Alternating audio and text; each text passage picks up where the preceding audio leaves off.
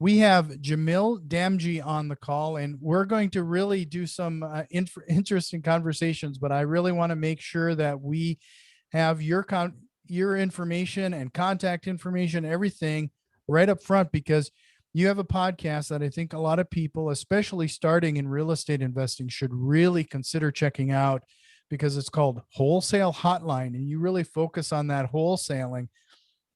And I know everybody who gets started in real estate investing, they get starry-eyed, and that's the first thing they tackle is wholesaling. So I really appreciate your time, but you also have a lot of other things going on, including masterminds and everything else. So is there anything anywhere else that they can kind of find all of your links and where they can connect with you the best?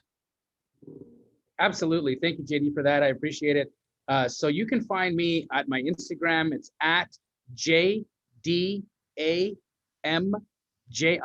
So it's at JDamji. Also, go to youtube.com/Jamil Damji. That's spelled JamilDamji. And pretty much my link tree on my Instagram will have links to my coaching platform, which is called Astro Flipping. You can also check us out on our podcast, Wholesale Hotline, which is a podcast I do with Brent Daniels and Pace Morby and myself. We do it every Monday night at 5 p.m. Arizona time, 4 p.m. Pacific, 6 p.m. Central, 7 if you're on the East. And it is an amazing, amazing show, fastest growing podcast on wholesale real estate. And we give as much value as we can on a weekly basis on that show. So I'd love for anyone who's watching this to check us out. Well, you're pretty daring to do it live like that. I haven't had the I haven't had the courage to do that yet. It's a lot of fun. I'll tell you, the joy of Wholesale Hotline is the interaction with the audience. And so we take questions out of the comment section and then answer them live on the call. And really, because all three of us have been in the business so long and we've got a lot of experience to share, it allows for a dynamic opportunity to engage, and it gives access, right? I mean, the thing is all of us know that coaching, especially if you do it at a high level, it's not free, but we want to be able to deliver to the community an opportunity to connect with us, to engage with us, and have access to us and ask any question they could possibly want in a free forum. And so you can imagine we have a tremendous audience. The numbers are staggering. We get on average 20,000 views every week on each episode. And so we see that there's a lot of value. There's a lot of people gaining a lot of value from it. And because of that interactive and the dynamic aspect of the show, it's become popular and successful. And we've only been at it a year. Actually, just did our 52nd episode last week. Sure. No, and I'm going to spill the beans here, but you just brought up, excuse me, the part of what I mentioned early on that I kind of went through a branding change here for this podcast. And this is kind of a sneak peek of something that is going to be coming for this show, is that the mastermind part of this show is going to be hopefully having people on like you and one of those people that are listening to my show, and we can have a mini mastermind with them and help them improve their business. Beautiful. That's a fantastic idea. And I think it's definitely needed in the industry. So I congratulate you on that, JD. That's great idea. So let's start at the beginning. Like, how did you get into this? Everybody's story is different, and it's always fascinating to hear. So mine is an interesting one. I got involved in wholesale real estate in 2002, and I learned it from no one. So I actually thought I invented it. I truly did. I thought I invented the model. In 2002, I was living in Canada, Calgary, Alberta, Canada to be exact.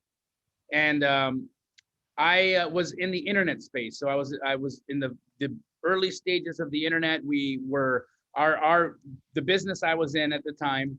We'd call people in the yellow pages and we'd convince them that the world was moving away from print advertising and moving on to the internet. And if they were smart, they would build a website with us that cost $600, and they would go online and their businesses would explode and life would be great. Problem was, then that business, every one of those websites that I sold for $600 ultimately cost us $700 to make. So every time I made a sale, I lost $100. Didn't realize that until we were out of business. But that's what cash flow and the whole cup game will do to you when you're an entrepreneur. So know your numbers, first off. Secondly, what it did do is give me an opportunity to learn about or to embark on this path or journey of wholesale. I was at my business office and walking by my business partner's office, overheard a conversation he was having with his dad. And his dad is a home builder, and he's talking about this deal they're working on where they knocked down this old house and they built a duplex. And after selling the duplex, they made $160,000.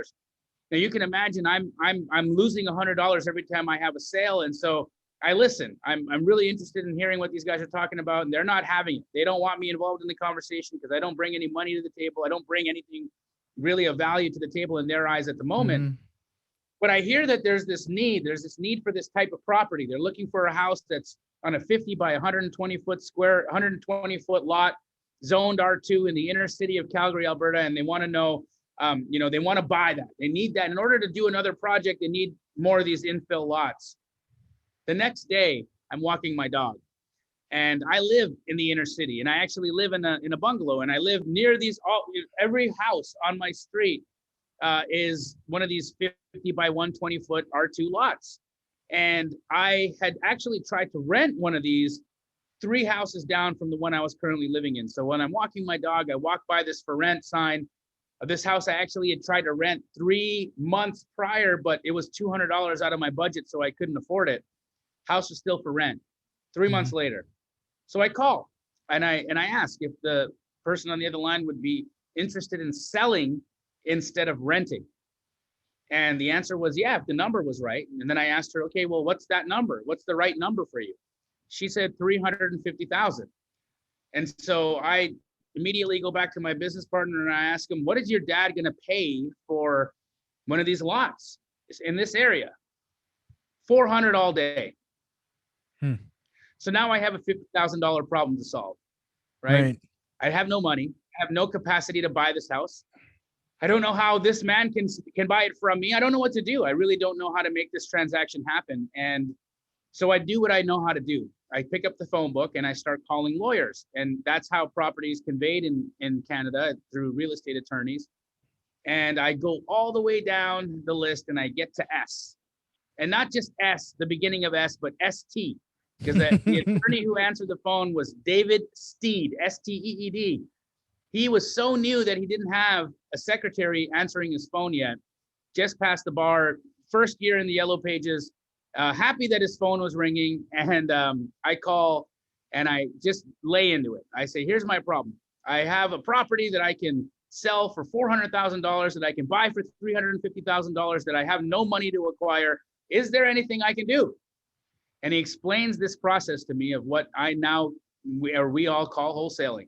And it's essentially selling potential, selling my control of that potential.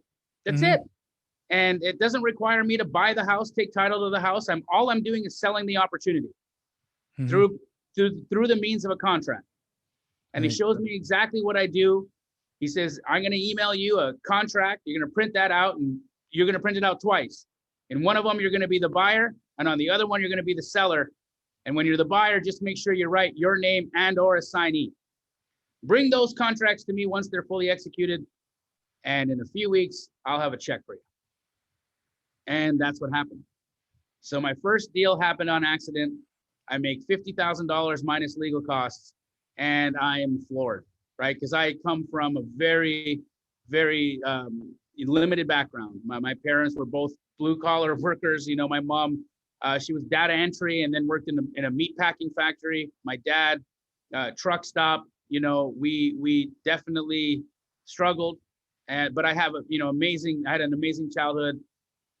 But this kind of money is brand new to me, right? I'd never made anything like that, and I'm hooked. I'm hooked from that point forward, and I decide to do this all day, every day. So I leave the internet company behind, and I start driving around. I start looking for rent signs. I pick up the newspaper every day, and I look in the classified section, and I'm calling for rents. And And lo and behold, I'm able to do more and more of these transactions. And then all of a sudden I see that these developers are taking these apartment buildings and they're flipping them from apartment buildings into condominiums. And I realize that in order for these projects to happen, they need raw materials. They need these old houses. They need these old apartment buildings. So I start driving around to apartment buildings that have handwritten for rent signs on them. I know they're self-managed when that's the case.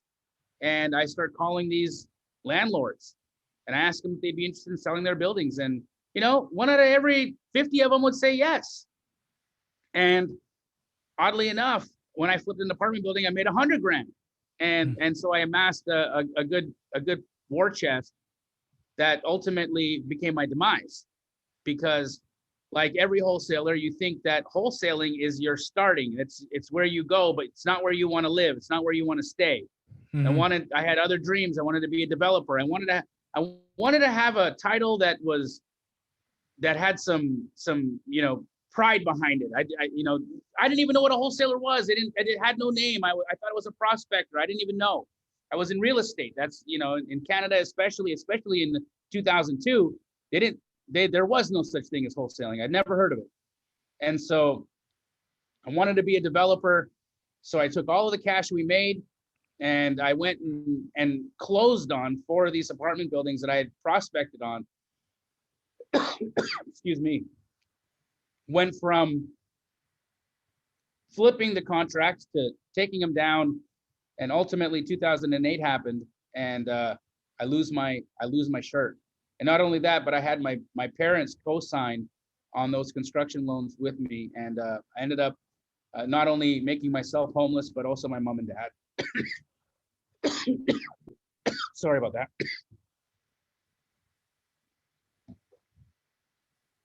That was really tough. That was a real tough time in my life. And we all ended up moving into a 2-bedroom apartment. My mom, my dad, my sister, my niece, our 150-pound dog, her husband, the cat, and I, in 2-bedroom, 1 bath. And I couldn't believe that we had gotten to the heights we had gotten to, and I was sitting there in that situation, and I had devastated my family like that. And so that was my first rodeo. Wow. A lot of lessons learned, huh? Yes, sir. So, I one of the things that I think is really interesting is that, you talked about kind of trying to turn this into something else. Like, I think it's interesting how we see wholesaling as like the beginning of real estate investing. But I mean, if you're good at it, I mean, why wouldn't you stay there? I mean, that's what you know, Right. That's what you like, that's what you're good at. If so, why delve into too much else? I mean, there's a lot to be said for focus. I 100% agree. This time around, I did it differently. So I got, I'll fast forward through, 2008 to 2012, but the long and short of it is I moved to Hollywood, tried to become a stand-up comedian, didn't work out.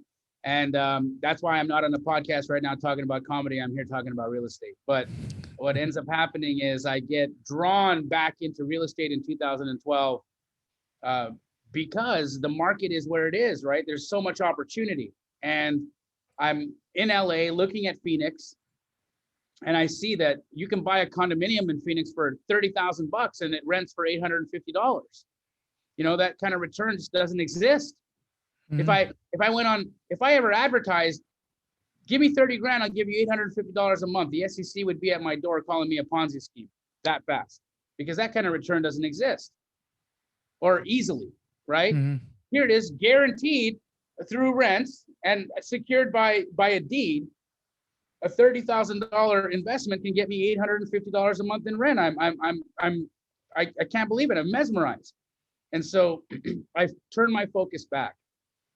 And this time I begin with the end in mind. And this time the end is not becoming a hotshot real estate developer. It's building a national wholesaling operation that allows me to do a deal in every major city across the United States. That was my goal. And I started with the end in mind.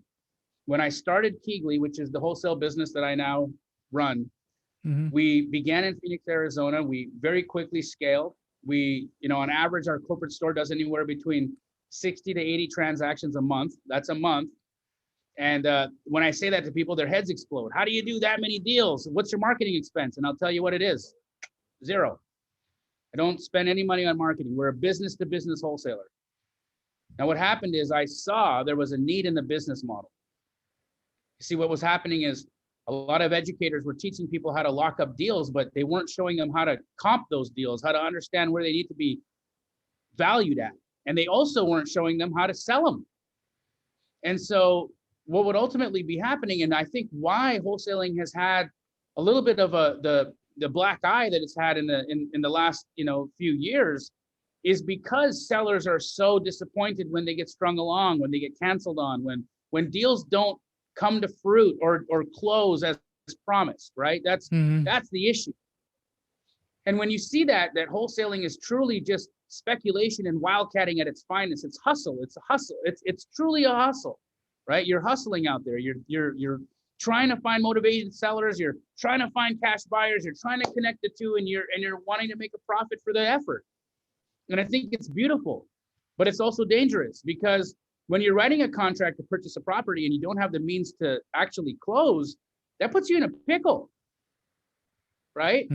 Yeah. Puts you in a pickle. So what we do here at KeyGlee is we provide disposition services to wholesalers.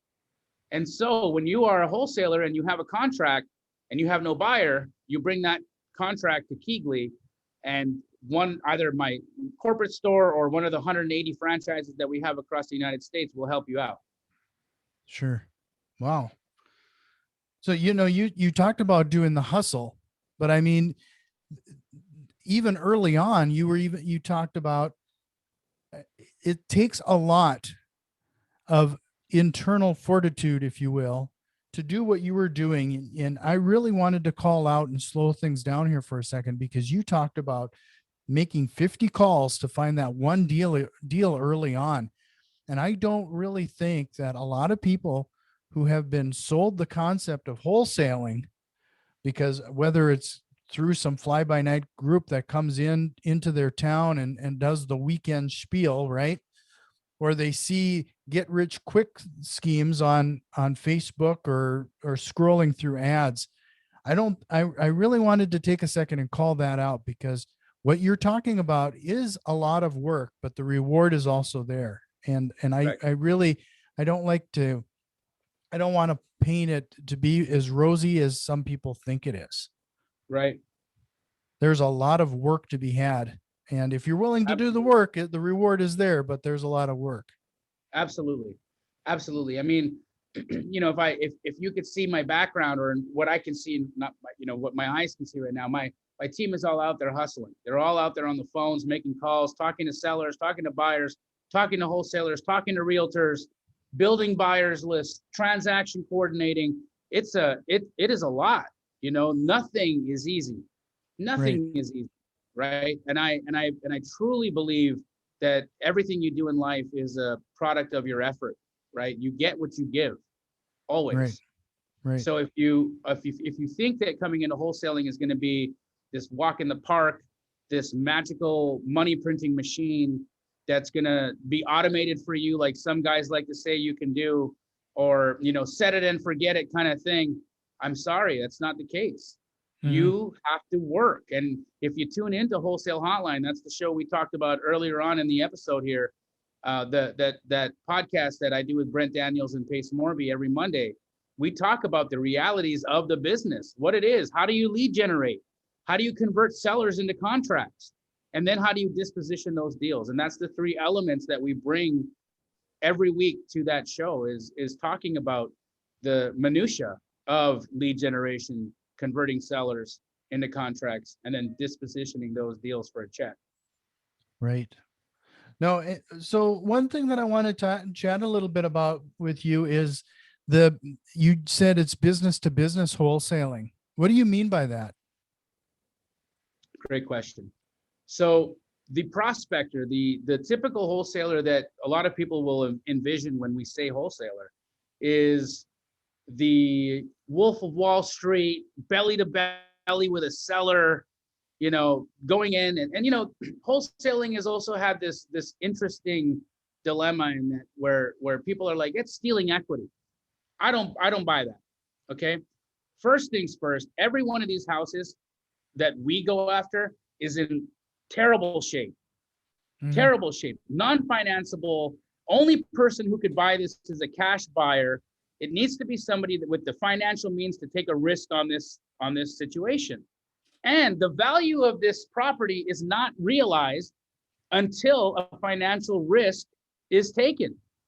And so what we do in wholesaling is typically, or what your idea, what maybe some of your viewers' idea is that you're out there sending mail, putting out bandit signs, cold calling or texting or doing whatever the lead generation technique you're doing to get in front of motivated sellers to then negotiate a deal, put the deal under contract, and then sell the contract to a cash buyer. The myth that's been spouted by many gurus is that if you contract it, they'll come. That is a lie. That is a bold-faced lie, because I've seen dozens and dozens, hundreds, thousands of sellers get let down. Thousands of wholesalers quit the business because they felt let down, because they spent money on a course that told them that, and then they go talk to a seller and they get something under contract, and then they have to cancel that contract, and everybody's angry, or they lose money in earnest deposit. Something bad happens and they say, I'm not doing this. I'm not cut out for this. This is just too much emotion for me. So what I mean when we say a business to business wholesaler is, so say you're that guy, say you're that person that's doing the cold calling, that's doing the mail, or doing whatever it is that you're doing to get the deal under contract. First things first, how do you know you got the number right? I walked into a room the other day and there was a mastermind full of real estate investors, and I asked them all, how many of you are licensed real estate agents? And the majority of the room put their hand up. And then I said, how many of you were taught how to comp in licensing school? And every one of those agents put their hand down. Every one of them. So if we're giving the title to an agent as a fiduciary, you give the title, you put the label on an agent, you're a fiduciary, and they don't understand how to understand value, then how are they supposed to be liable for what happens in a transaction? How? When they don't even know what it's supposed to be worth. They don't even know how to figure that out. And so what we've done is we help these wholesalers first understand value, right? Really understand what houses are worth and what it's going to take to get this raw material from here to there.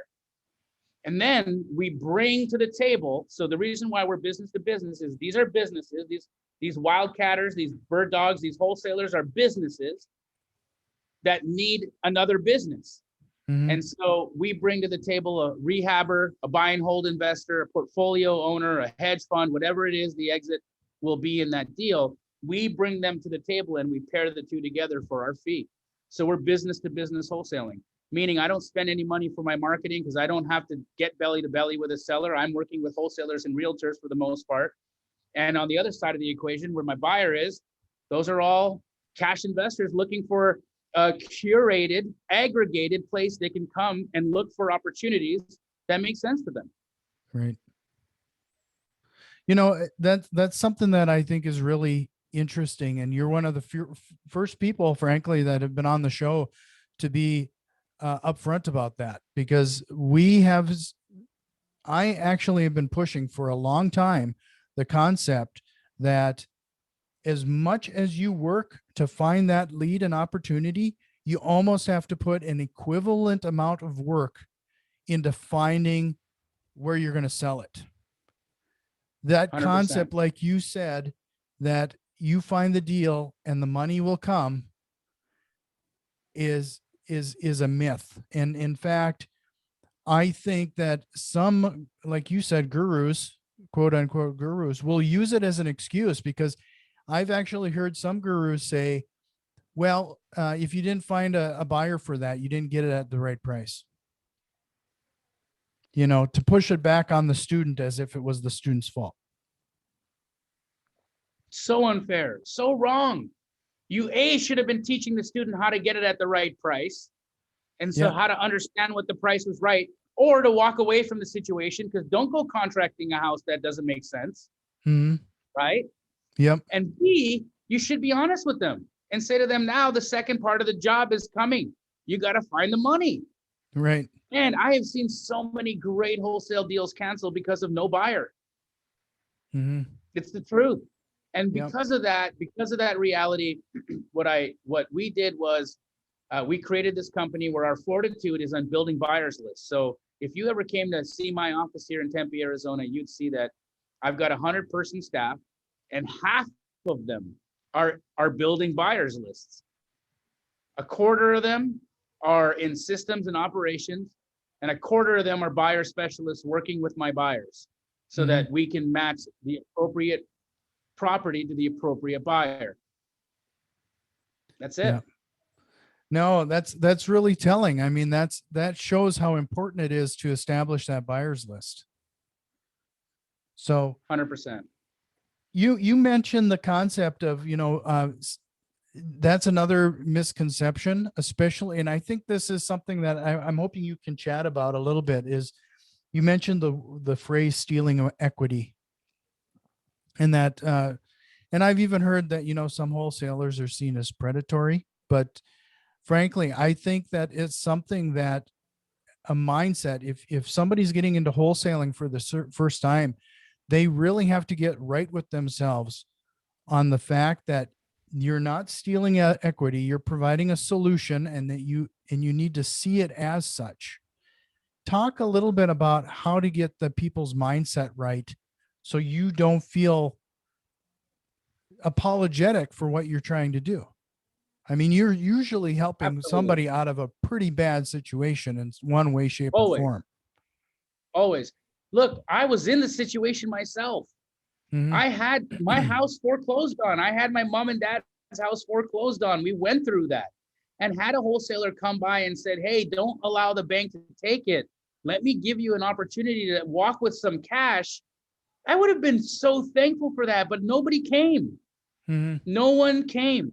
And the bank took both properties and they never sent me a check. They never sent us a check. No. They kept it. They took the house back. They resold it. They did what they did and they kept the money. And so what are we doing as wholesalers? We are absolutely providing a solution. And guys, here's the thing. I'm not going after a pretty house. I look behind you and I can tell you live in a beautiful home. You've got your guitars up on the wall. You've got your headphones up on the wall. You have beautiful paint there. I'm sure the rest of your house is gorgeous. I would never buy your home. Your home is not a deal for me, right? Mm-hmm. What am I looking for? I'm looking for situations where there's distress, deferred maintenance, hoarder houses, probate situations where somebody died and the inheritors don't want the property any longer.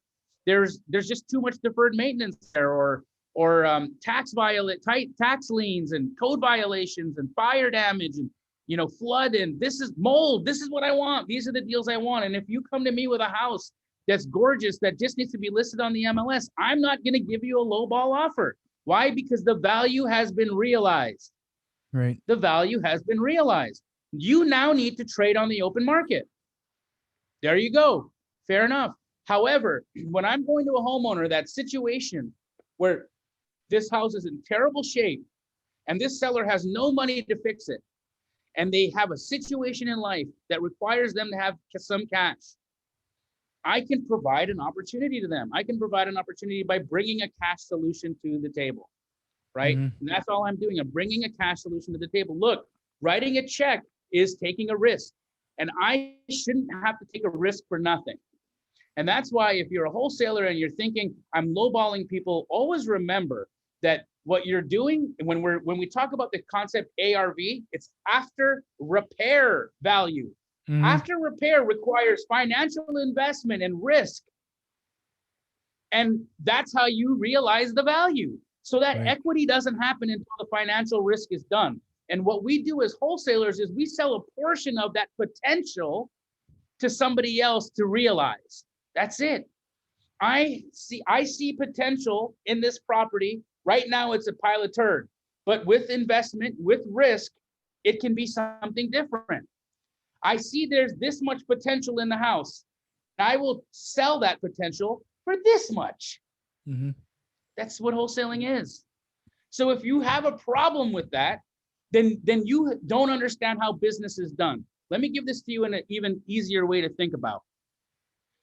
The hamburger patty that McDonald's sold me for lunch cost them 10 cents. Yep. I paid $5 for my Big Mac. It went through multiple channels where value was added to the hamburger patty before it went into my belly, right? Mm-hmm. Is it predatory that McDonald's charges me $5 for a Big Mac? No, it's business. Why? Because that's their risk. They have to they have to raise the cow. They got to butcher the cow. They got to grind the meat. They've got to package it. They've got to store it. They've got to transport it. They got to build these stores. They got to house those stores. They've got to cook the meat. They've got to take all of this risk and do all of this work before that $5 Big Mac is realized. So don't lose sleep over the fact that the burger patty cost 10 cents at one point. Value was added along the way. Mm-hmm. So any wholesaler out there right now that's having an issue thinking they're lowballing people, you don't understand what you should actually be offering, because you should be offering 100% of as is value. Should never be lowballing anybody. Give 100% of as is value, but as is value is as is. This is what this house is worth in the piece of turd situation it's in. Mm-hmm. And once I make a financial risk, and once I do that, new value is realized, but that's not here. That's not at this point of the conveyor belt. Right. That's it. Well, this has been an awesome conversation. I really enjoyed this. But before I let you go, and I realize that we're inching over the time I told you it was going to be. Oh, no worries. And I have a feeling we could go for that amount of time again. Right. Could you give our listeners 3 actionable items that they can incorporate today to get started in wholesaling? 100% I can. First things first, you need to find a motivated seller, right? So where are you going to look at places for motivated sellers if you have no money? What are some amazing lead lists to look at? Well, I would start with landlords, because that's where I got my first deal from. So go to your Zillow.com rental section and start looking at listings for rentals. See what is self-managed. And you'll know it's self-managed because it's managed by a guy named Doug or a lady named Amy. It's not a real estate company. It's a dude or a lady. You call them up and you say, are you interested in selling this property that you have for rent? And 9 times out of 10, they're going to say no. But the next thing you say is, no problem. And I understand you don't want to sell this one, but do you have any headaches? Do you have any headache properties that I could take off your hands? Any tenants that are damaging your properties or not paying you rent? I love to buy the headaches. What'll happen is you'll start seeing opportunities there. So that's where you can find your leads. All right. Mm-hmm. So I've just showed you exactly what you can do to go find a deal. That's gold, people. Just leave it there. I'm going to tell you where you can sell your deal now. All right. How do you find a buyer that's going to take your deal right now? How do you do that? Well, what I like to do is I comb the MLS every single day. And if you don't have access to MLS because you're not a realtor, go to realtor.com. It's live feed. You go to realtor.com and you see what houses have been listed today that appear to be a flip. Okay. What do I mean by appear to be a flip? Well, you look at the pictures. Is it a brand new, beautiful house? And does the closet have clothes in it? If the closet has no clothes in it, I bet you it's a flip property. Mm-hmm. What you do is you call the realtor who listed it, because that realtor represents rehabbers. You call that realtor and you say, Mr. or Miss Agent, I have an opportunity that your seller that you just listed a property for wants to buy. Here's the deal. Here's the numbers. This is my price. Where would you like the contract? Not kidding you guys. I just taught you exactly how to connect the dots between finding a deal and finding a buyer. And I didn't charge you $40,000 to do it. Well, this has been a fantastic conversation, and I hope we can do this again. I think we could go down many, many roads here. And again, just to remind everybody, Wholesaling Hotline is the podcast. If we haven't sold you on joining you and your team on that podcast by the end of this show, I don't know what's going to do it. I mean, head over to that. KeyGlee is the business opportunity. I mean, it sounds like you could definitely help people get rid of some of those contracts if they have a few. I mean, so don't sit on something if you feel like, and I'm sure you need some runway there. So make sure you call them early and often. And then I will make sure to include all of these links in the show notes. But I can't thank you enough. This has been a great conversation. Thank you, JD. I appreciate it. But you did ask for 3, so I'm going to leave you with 1 more. Okay. The last actionable item, guys, that I want to leave you with is that your life right now is a reflection of how you think and how you feel. So if your life right now isn't what you want it to be, then I would say that you need to start checking what's going on in your thoughts and what's in your heart. And I mean that from the bottom of my heart, because we're all divine. Every one of us has this beautiful gift of what we provide this world and what we can do for ourselves. And everybody's entitled to a magical life. A lot of us don't get it because we think like wrong and we feel wrong, right? And so if you can just figure that out, and if you can figure out how to master that, everything else will follow. And I don't think I can add anything better to that. So I'm going to leave it there. Thank you again so much.